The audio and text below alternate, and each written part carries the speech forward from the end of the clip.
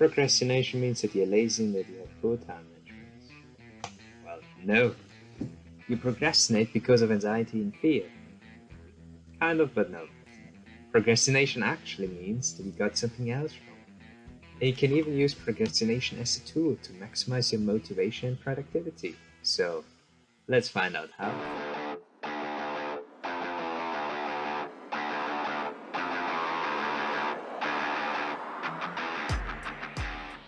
Chances are that you want to find out more about procrastinating so that you can beat it for good. So let's do exactly that in this video. Now, to begin with, I will give you some psychological insight, as proven by recent studies, in fact, to understand the procrastination cycle and why we procrastinate in the first place. Know thy enemy. And after, in the second part of this video, I will throw out all of that to explain to you that procrastination is, in fact, a high-performance tool. And what it does is select tasks and adjust the challenge skills balance for the flow state. So if you're excited, please drop me a like, hit that red subscribe button down there so that we can make the channel grow together in order to spread the message, of course, and let's go. Now, before we start, just briefly about me.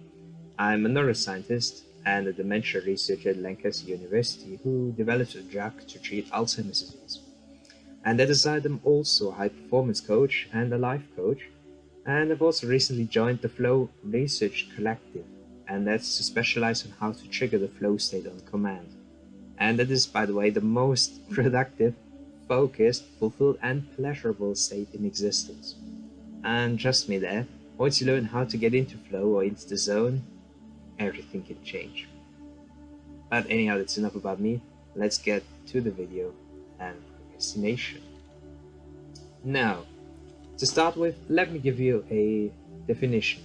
So, procrastination is the process of delaying work or an important assignment, and that's typically by engaging in less important tasks as a distraction to avoid working altogether. And overwhelm normally reinforces this behavior, and the part that's not so funny, in fact, is that procrastination can even become a habit. Let's kick off with procrastination is not.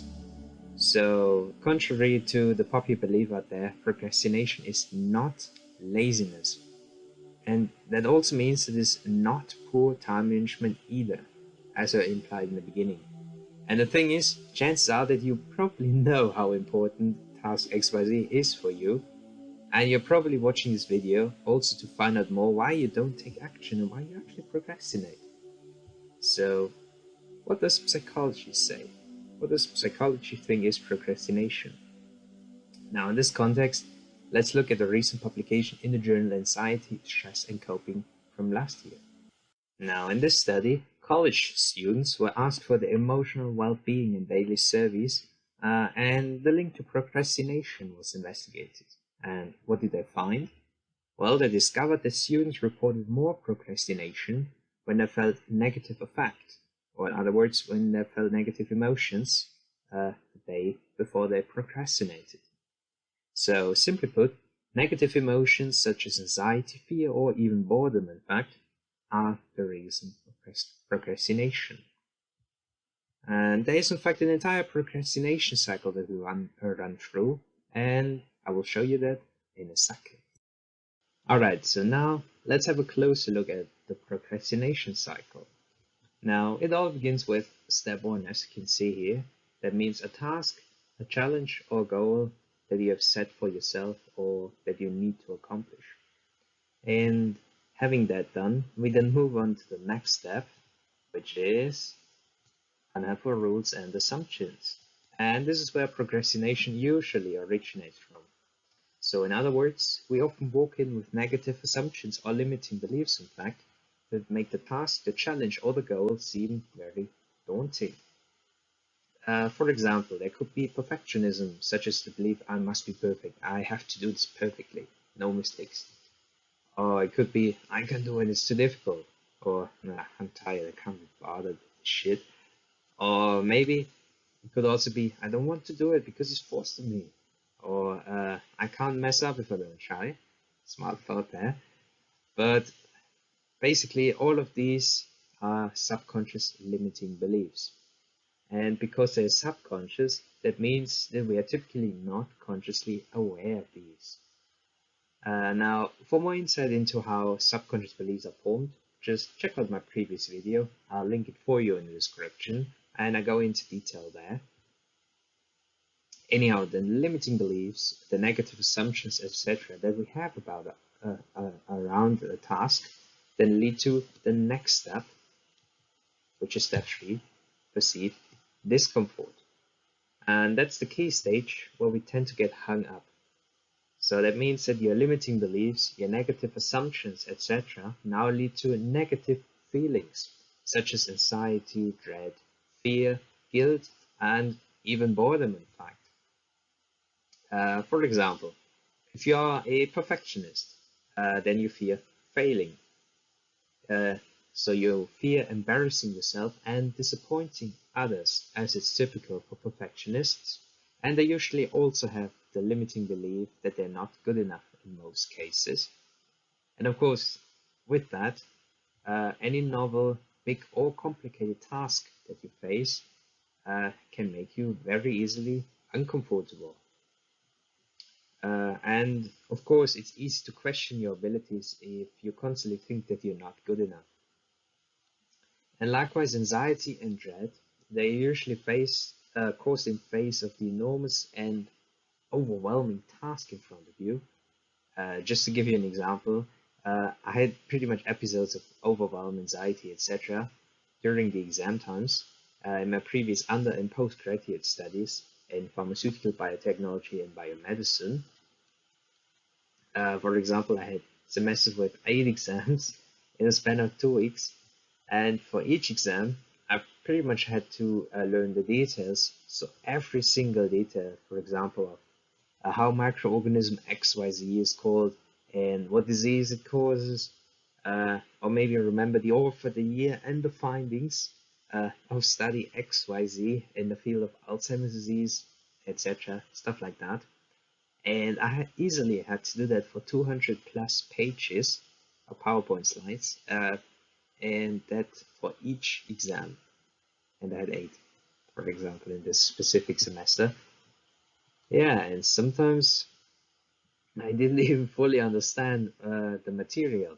So I basically had to figure it out. I had to Google stuff, learn it in time. Yeah, and not to mention the time was running out, and yeah, uncertainty went up. So did all of that make me feel overwhelmed, anxious, and did I doubt myself? So can I even pull this shit off? Uh, Hell yes.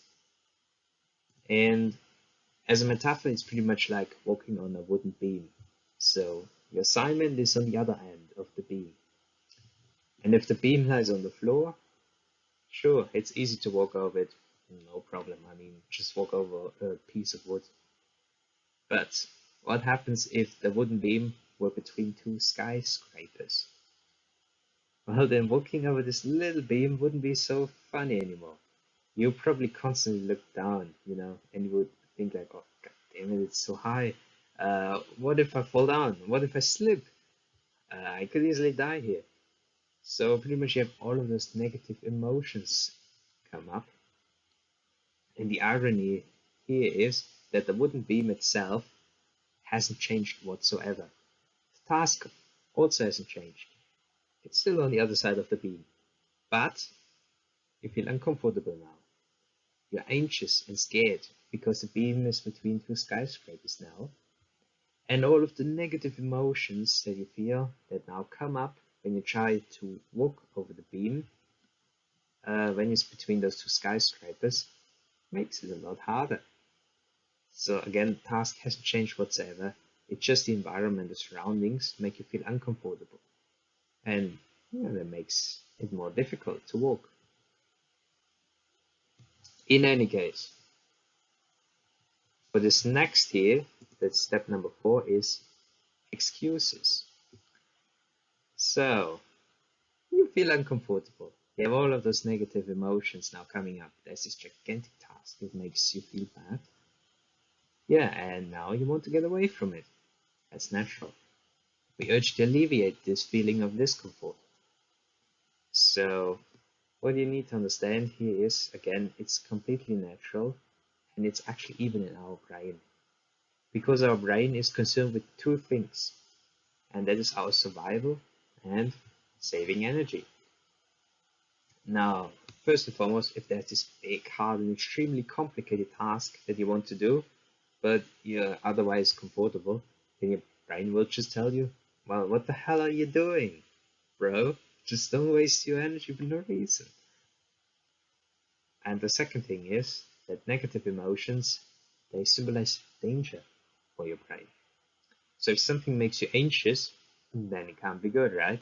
And the problem is that it's not a saber-toothed tiger uh, that causes anxiety. In this case, it wants to kill you. That's how it used to be. But nowadays, it's just a damn piece of paper that's due tomorrow that causes the very same anxiety. And the issue is your brain doesn't differentiate. So pretty much this piece of paper causes fear and anxiety, so it's bad. And because of that, your brain will try to convince you to not take action and to stay safe. Now, and the question is, how does our brain prevent us from taking action? It does so by rationalizing. Or as it's shown here in step 4, it now comes up with bullshit excuses basically as to why we should not take action. It could, for example, be, I'm not motivated and a bit tired today, so yeah, let's try tomorrow. Or, shit is so boring and I still have a week left to do, so whatever. Or, let's check my emails real quick, I haven't done this yet. Or, it's so beautiful outside, I mean, just look at the sunshine, so let's use the opportunity and play sports. And oh, of course, I need to do the laundry, I haven't done it yet. Oh, and I should probably also clean up while I'm at it. And I haven't been shopping this week, so let's do that as well. So that's basically what happens. You bullshit yourself out of taking action. And that basically leads to the next step, which is procrastination activities. So these activities, they're basically, simply put, more pleasurable than the daunting task that we actually should do. But of course, the procrastination activities are much less important. Well, but they do their job. They distract us. They make us feel better. And it could even be stuff like video gaming, social media, etc. And as a consequence of these, we now move on to step 6, which is short-term rewards. Now, of course, now that you do video gaming, social media, maybe you go shopping, etc., you get some enjoyment out of your procrastination activity, and you, of course, avoid the discomfort and the negative emotions. So there would be the fear, anxiety, dread, doubt, etc., that is caused by what you should actually do. And remember, the negative feelings that we pretty much self-inflict onto ourselves due to our limiting beliefs, again, it's all our fault, in fact. For example, we feel fear if we are a perfectionist who fears failure, or a perfectionist who doesn't want to disappoint others, or we feel overwhelmed if we think that we don't have enough time and we can't pull off the task. So that's again where the negative emotions are coming from, just as a reminder. And we now move on to the last point, which is long-term negative consequences. So again, the problem is now that if you keep doing the same thing over and over and over again, then it becomes a habit. That's how it is with everything in life. And in this case, it's specifically a problem that if you keep doing this, then it also becomes a habit. In other words, procrastination gets a habit. And as a side note, our behavior is 75% automatic, so we get into severe trouble once procrastination does in fact become habitual. That aside, the first issue here with that, when procrastination becomes a habit, is that our limiting beliefs in step 2 of the cycle, unhelpful rules and assumptions are reinforced, in fact. So if you feel like you can't pull it off and you keep procrastinating on and on and on, and you don't take action at this, then your brain will see this as proof that you can't pull it off. And again, if this keeps happening over and over and over again, then you will start to believe that.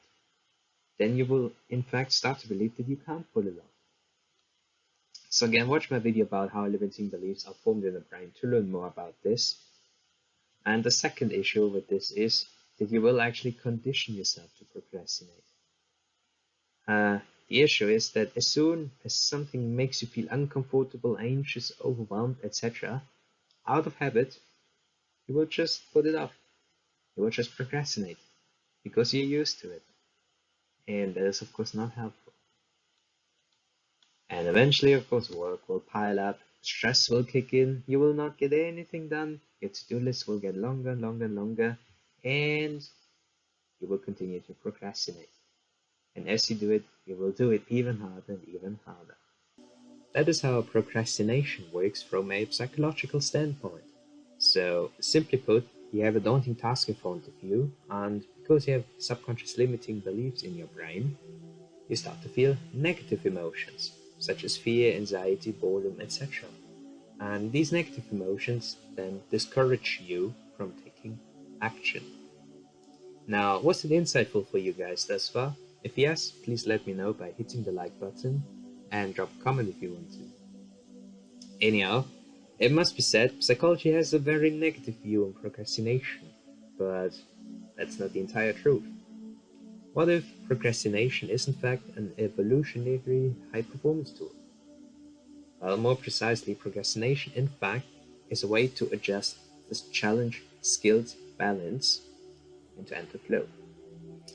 Now, generally spoken, flow, also called being in the zone, is a state of optimal consciousness and extreme focus.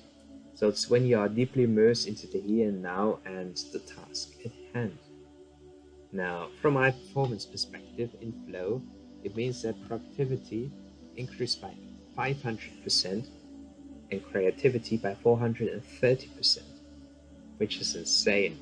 So, a 500% productivity boost means that you basically get 5 days of work done in a single day. Let that sink in. Another cool thing is that the prefrontal cortex, the center of logical thought and reasoning in our brain, is deactivated. And because of that, anxiety disappears, time disappears, and even our sense of self disappears. Now, the question, of course, is how do we enter this amazing flow state? So, to give you a bit more insight, here's a diagram of a challenge skill balance and some info about procrastination. Alright, so this is the challenge and skills diagram that I promised you earlier. And according to Chick Sent Me High, I practiced this goddamn name for 5 minutes at least, the godfather of flow theory, an important flow trigger is to hit the sweet spot between how challenging a task is and how skilled we are. And we want to be in the upper right corner, which is flow. So, flow is reached when the challenge is high and when the challenge slightly exceeds our current skill level. More precisely, that means the challenge must be 4% harder than it was the day before, in fact. And in addition, the task or challenge, it also must make us mildly uncomfortable. And we need that for the release of some norepinephrine, also known as adrenaline, which is needed for flow.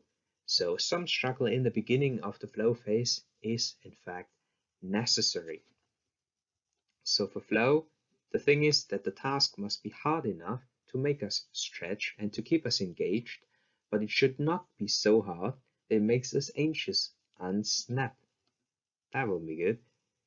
Now, that aside, what else do we notice? It's the stuff on the left-hand side here.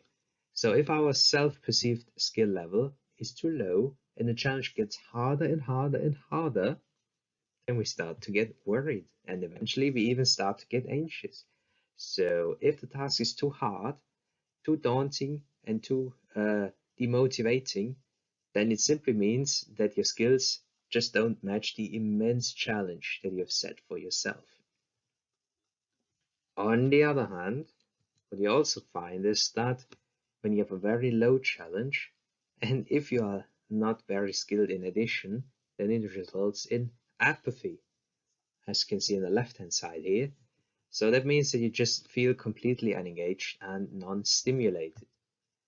So similarly, if you are actually extremely skilled and the challenge is really low, then you just get bored. So the task is way too easy in that case, and it just can't hold your attention. It can also be that you think that the task is not meaningful enough for your goals. Again, then you just don't bother. Now, looking at the entire diagram here, now isn't it interesting that a misaligned challenge and skill balance causes the very same negative feelings that actually make us procrastinate? Is that a coincidence? Guess what? It's not a coincidence. Now, as I implied earlier, procrastination is a survival tool. So if the challenge far exceeds our current capabilities, and if a task triggers strong anxiety and worry, then your brain just wants to protect you. It wants to save energy. So your brain will just tell you, just leave it be, save your energy, save your nerves, don't waste your time with that. On the other end of the spectrum, procrastination also helps to select important tasks.